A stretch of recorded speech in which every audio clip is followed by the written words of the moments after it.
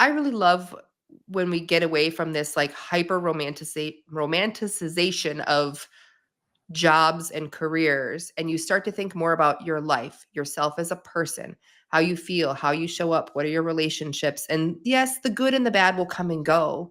But I think when you're more diversified in what matters in life, like those kicks Mm. in one department, you don't feel them as much because you've got more going on elsewhere.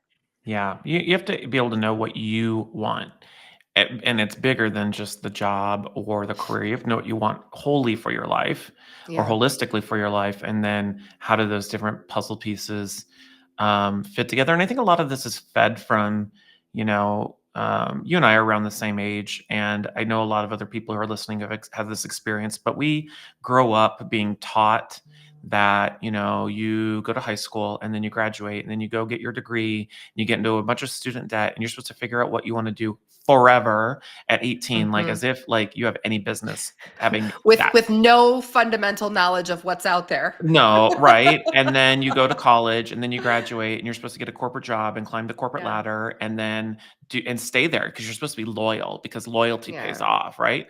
And Yeah. then, at 62 and a half, I don't know what the retirement age now, I think it's like 67, Yeah. right? And Yeah. then you retire and you go to Boca Raton if you like the humidity, or you come to Sun City, Arizona if you like a dry heat, and then you retire into the sunset, and you were supposed to stay at wherever and get your pension. And it's like none of that shit exists anymore, like it did Yeah. for our parents' generation or our grandparents' generation.